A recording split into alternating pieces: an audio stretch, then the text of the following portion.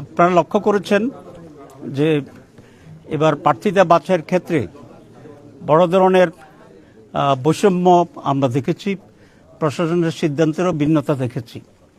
যেমন দ্বৈত নাগরিকত্বের ব্যাপারে একই ধরনের ঘটনায় কোনো জায়গায় নমিনেশনকে অ্যাকসেপ্ট করা হয়েছে, আবার একই রকম ঘটনায় কোনো জায়গায় এটাকে বাতিল ঘোষণা করা হয়েছে।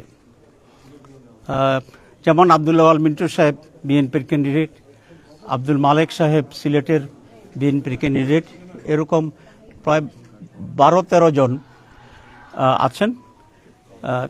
এর ভিতরে কয়েকজন গ্রহণ করা হয়েছে, কিন্তু একই ঘটনায় আপনার আমাদের কুড়িগ্রামে ব্যারিস্টার মাহবুব সালেহী তাকে অ্যাকসেপ্ট করা হয়নি।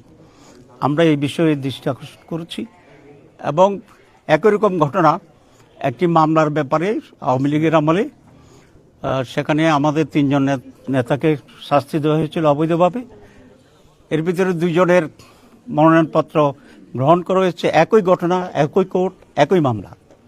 কিন্তু আমাদের সিনিয়র লিডার, আপনারা জানেন, যাকে আপনার সকলেই ছিলেন, যে হামিদুর রহমান আজাদ, তার মনোনয়নটাকে বাতিল করা হয়েছে।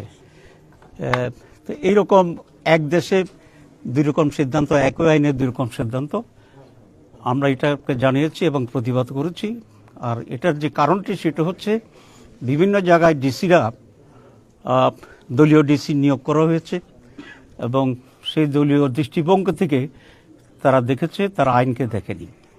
আমরা বলেছি এই ধরনের ডিসি এসপি যারা আছে তাদেরকে অপারেশন করতে হবে এবং নিরপেক্ষ ডিসি এসপিকে সেখানে নিয়োগ করতে হবে, নাহলে নির্বাচন প্রশ্নবিদ্ধ হবে। 2, আমরা বলেছি যে লেভেল প্লেইং ফিল্ড এখন নাই মাঠে। কোন একটি দলকে ব্যাপক প্রচারণা দিচ্ছে। যেমন আজকে আমি তথ্য উপদেষ্টাকে আমি ফোন করেছিলাম যে আপনার টেলিভিশন তো এখনো মুসলমান হয় নাই, কারণ এটা নিরপেক্ষ হয়নি। এই জন্য উনি অনেকটা স্বীকার করেছেন, অসহায়ত্বের কথা বলেছেন। আমরা বলছি এটা অনতি বিলম্বে প্রচারণা যেন ইকুয়াল হয়, সেই ব্যাপারে উদ্যোগ গ্রহণ করার জন্য। তো 2 নম্বর হচ্ছে, আপনারা দেখছেন যে প্রোটেকশনের ব্যাপারে দেখা যায় কোনো ব্যক্তিকে অনেক প্রোটেকশন দেওয়া হচ্ছে, আবার একই ধরনের অন্য নেতাদেরকে সেরকম প্রোটেকশন দেওয়া হচ্ছে না। এখানে প্রোটেকশন কাউকে বেশি দিবেন, কম দিবেন, এটা আমাদের ইস্যু নয়। আমাদের ইস্যু হচ্ছে এটা যেহেতু নির্বাচনের সময় একটা পাবলিক ইমপ্রেশনের প্রশ্ন আছে, সেজন্য নির্বাচনের বাইরে কোনো সময় হইলে সেটা কোনো ইস্যু হতো না, কিন্তু এখন নির্বাচনের সময় এটা একটা ইস্যু। কারণ মানুষ দেখবে যে একজনকে অনেক প্রটোকল দেওয়া হচ্ছে, তার প্রতি মানুষের একটা ইমপ্রেশন হইতে পারে যে he may become something in future, যেটা লেভেল প্লেইং ফিল্ডকে সাংঘাতিকভাবে ক্ষতিগ্রস্ত করছে, একটা রং মেসেজ জনগণকে দেওয়ার চেষ্টা করছে। আমরা এই ব্যাপারে দৃষ্টি আকর্ষণ করেছি যে মেজর পলিটিক্যাল পার্টিগুলোর সাথে আচরণ সরকারের প্রোটেকশনের ব্যাপার হোক, প্রটোকলের ব্যাপার হোক, ফ্যামিলির ব্যাপার হোক, দ্যাট মাস্ট বি ইকুয়াল। এরপরে এবং সেটা নীতিগতভাবে ওনারা এগ্রি করেছে যে এটা হওয়া উচিত। আমরা দেখব, এটা যদি না হয় তাহলে আমরা এ ব্যাপারে আবার ভিন্ন পদক্ষেপ আমরা গ্রহণ করব ইনশাআল্লাহ। এরপরে এখন যে প্রচারণার কথা তো আমরা সেটা বলছি, এবং আচরণবিধির ব্যাপারে আমরা দৃষ্টি আকর্ষণ করেছি।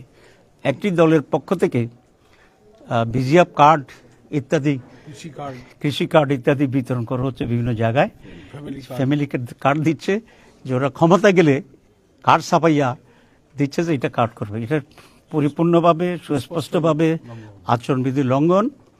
আমরা এটা দৃষ্টি আকর্ষণ করেছি এবং ইলেকশন কমিশন আশ্বস্ত করেছেন যে ধরনের ঘটনা হলে তারা ব্যবস্থা গ্রহণ করবেন, এবং সেই জন্য আমরা অপেক্ষায় আছি। যদি না হয় তাহলে তো আরও ভিন্ন মাত্রায় আমরা ইলেকশন কমিশনের দৃষ্টি আকর্ষণ করব। আমরা আরেকটা কথা বলেছি যে ফেয়ার ইলেকশনের জন্য সিসিটিভি থাকা দরকার। ওনারা নীতিগতভাবে এগ্রি করেছে এবং আমাদেরকে বলেছে এটা তারা করবেন, অ্যাটলিস্ট 90% জায়গায় করবেন, যেখানে কোস্টাল এরিয়া আছে বা যেখানে ইলেকট্রিসিটি সাপ্লাই নেই সেগুলো ছাড়া। তো আমরা ওনাদের কথায় আশ্বস্ত হতে চাচ্ছি যে সিসি ক্যামেরা ওনারা চালু করবেন, কারণ আমরা চাচ্ছি যে একটা ফেয়ার ইকুয়াল লেভেল ফিল্ডে একটা সুষ্ঠু নির্বাচন হোক। কারণ বাংলাদেশে আজকে যে সমস্যা, এই সমস্যার প্রধান কারণই হচ্ছে বিগত 56 বছরের একটা সুষ্ঠু নির্বাচনের অভাব। এবং আগামী নির্বাচনটি যদি এরকমই একটা অ্যারেঞ্জ নির্বাচন হয়, তাহলে কিন্তু বাংলাদেশ অস্তিত্ব সংকটে পড়বে এবং দেশ আরও বেশি বিপজ্জনক পরিস্থিতির দিকে চলে যাবে। একটি দল এই করতে গিয়ে তো নির্বাসনে আছে, সুতরাং আরেকটা দল যদি করে তারও এক পর্যায়ে গিয়ে নির্বাসনে যাবে, তারপরে যদি আরও একটা দল করে পর্যায়ে তারাও নির্বাসন হচ্ছে, তো বাংলাদেশে তার কোনো রাজনৈতিক দল থাকবে না, এই অবস্থায় নির্বাসনে চলে যেতে হবে। এই জন্য সবাইকে আমি মনে করি বাস্তবতা গ্রহণ করে দেশের স্বার্থে যেটা করা দরকার, সকল রাজনীতি দল নিজেকে কনস্ট্যান্ট বা নিজেকে একটা নিয়মের ভিতরে রাখতে হবে। ইলেকশন কমিশনকে দৃঢ় হইতে হবে। ওনারা বলেছেন যে আমরা সব পারি না, আমাদের পারতে হবে, দিস ইজ ইউর ডিউটি, যে আপনাকে পারতে হবে, অ্যাটলিস্ট প্রমাণ করতে হবে যে আপনি মনে প্রাণে চেষ্টা করছেন, সর্বোচ্চ প্রচেষ্টা আপনি করছেন। আদারওয়াইজ নেশন আপনাকে দায়ী করবে, ইলেকশন কমিশনকে দায়ী করবে, গভর্নমেন্টকে করবে না। তো এগুলো এই সমস্ত মৌলিক বিষয় আমরা